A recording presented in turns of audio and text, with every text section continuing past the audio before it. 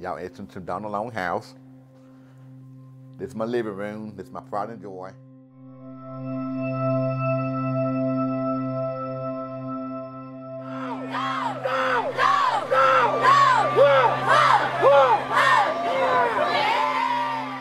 My name's Donald Long. I'm 35 years old and I have special needs. My first experience with somebody who had special needs was a neighbor of ours who had a cousin who had a couple of hands that were withered. One arm only had one finger, and he was also deaf and couldn't speak. And so everybody in the neighborhood, the kids were just scared of him. They would run when he came at them like he was a monster or something, but I just couldn't help but be intrigued by him. That moment was a connecting point for me to know that somebody who had a special need also needed somebody who didn't have a special need. When we started wanting to do 12th man, we were wanting to work with the football team. And so when I asked Coach Seagraves, I said, what is it you want me to do? I said, I will do what nobody else will do. And he said, I've got two brothers with special needs that somebody needs to watch. And I said, we'll do it. I said, what day you want me to do that? And he said, every day. When we moved to Royston, there was not really a job for me, and I thought, you know, here we are, we're going to lose that opportunity to minister to people who have special needs, but I was still connected to Special Olympics. And so the first time I did an area games, I did in Athens, and I remember seeing this guy in the 50-meter dash.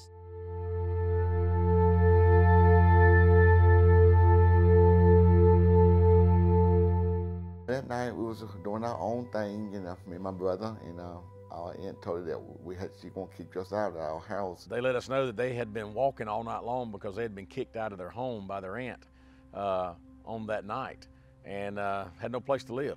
There we were in a predicament of what are we gonna do? We have these two special needs young men who need somebody. Their mother was able to love them only as much as she could, but she couldn't care for them.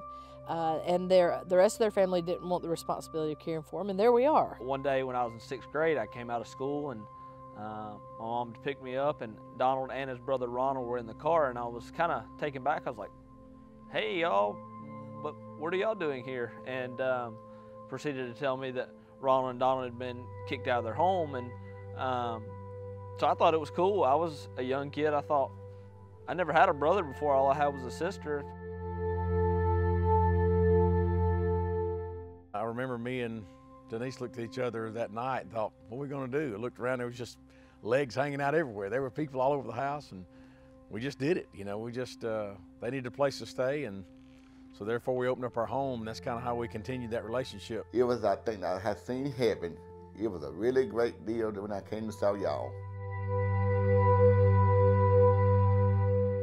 There were some rules for us to care for them, and after a while, Ronald decided he didn't like to live within those rules, and so we kind of parted ways, and we continued to take care of Donald and made sure he was safe and in a good place. And in that process, he got his own little apartment, and he cooks for himself and everybody else that will come and join him for dinner.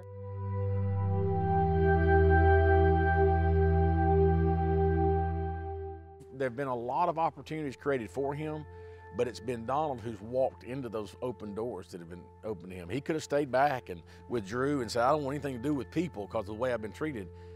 But he took another chance and he took another shot to walk through an open door.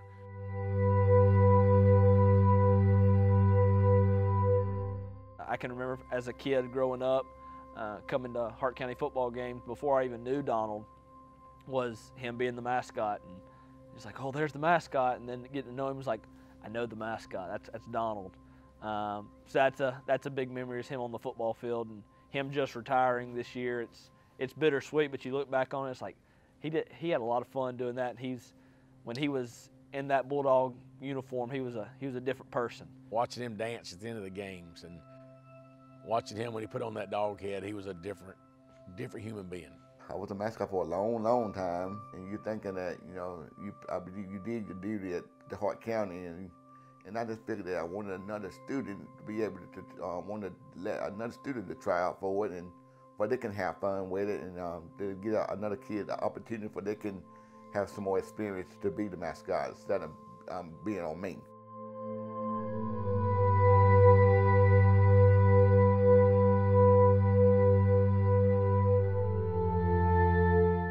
The first word that comes to my mind is others. Donald's always more concerned about others than he is about Donald. He's an encouragement. He's a joy to be around. He makes others laugh, and you always know if Donald Long's going to be around, then you're going to have a good time. Food.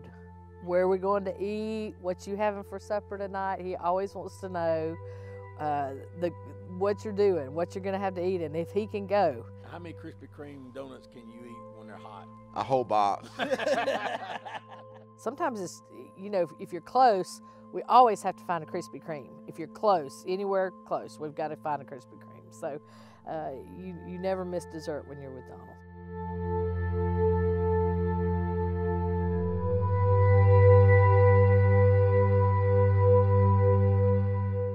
They always had this imaginary friend named AJ. And for a long time, I didn't know what AJ was, but this was AJ. And Donald even had to show us how to make an AJ. And he's had several friends, AJ, there's been Chicago, and Chicago's the bad one in the bunch. But this is Smirchy, and this is imaginary friend, and it's almost kind of like Donald's radar. Point and loop them. Loop them. That's it. When they first come out, it's just like, what is this? What is this little thing? And you don't really understand until you've been around Donald for a while, and once you pull that Smirch out, your mind starts playing games with you because you think it's an actual person. The Smirch is not, they ain't really real, but they are something when you don't got, when you think your friend running out on you, can call on the Smirchies.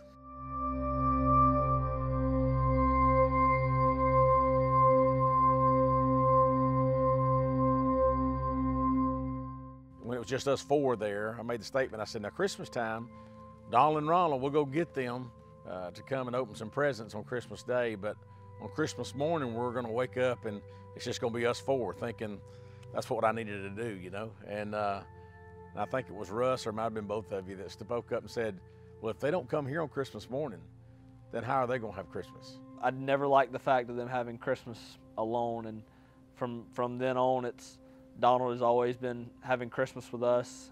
Donald has made Christmas a lot more fun. He's made it enjoyable, and we've laughed a lot more because Donald's been a part of our family during those different holidays, whether it's going to Christmas at our grandparents or doing Thanksgiving or birthdays. Yeah, go ahead.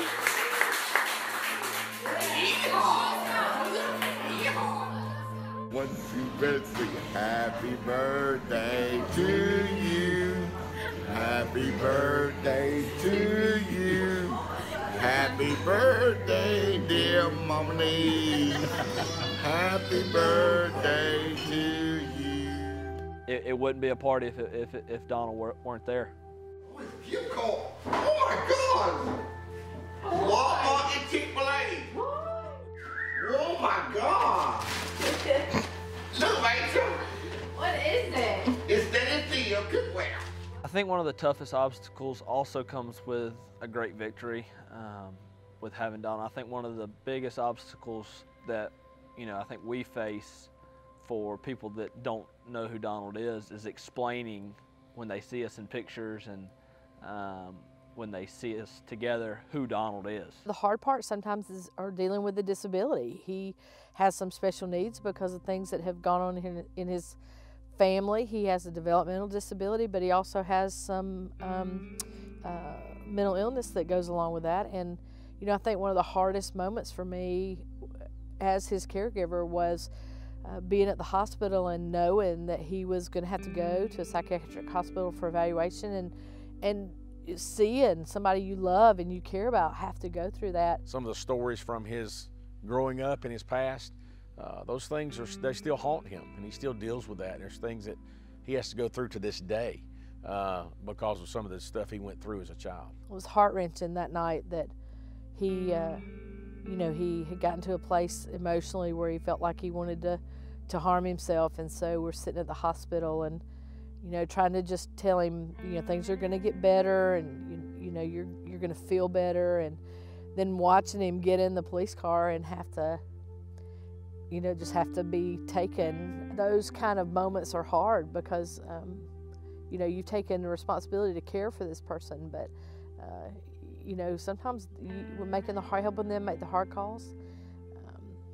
It's just tough. Through all his upbringing and all the trouble he'd seen, he'd realized that there was a constant that could be in his life, and that was the Lord. He's been through obstacles in his childhood, growing up, but he's never let his disability affect who he is. When I see Donald, I don't see Donald as somebody that has special needs. I see Donald as my brother. I see Donald as a friend. And this is my new bed. I love this bed. It looks so good. This is my bedroom where I sleep at.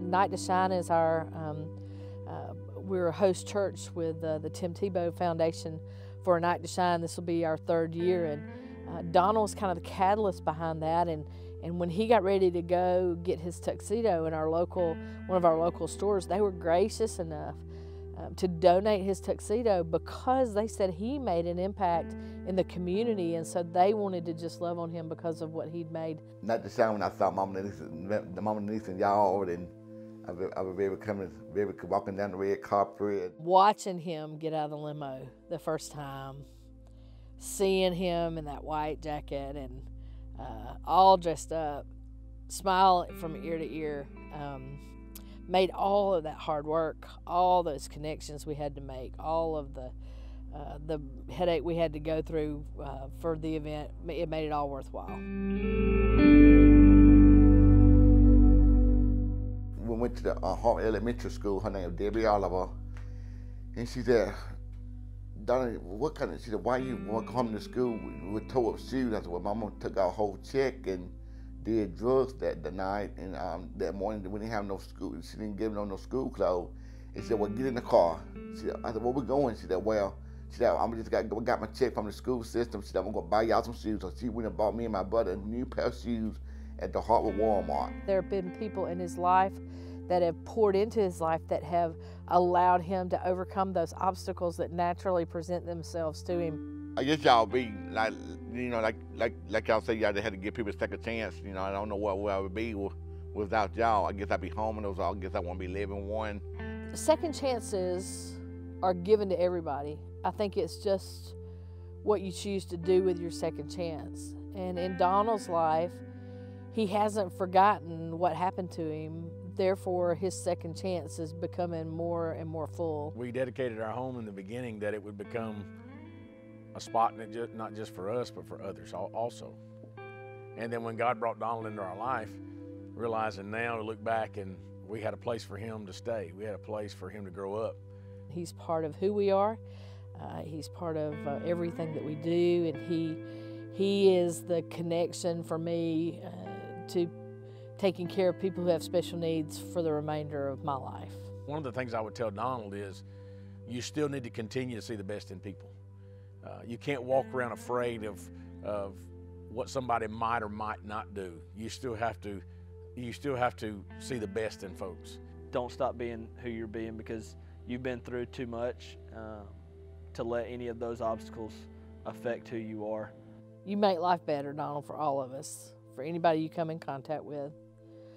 Don't ever let your past define who you're going to be.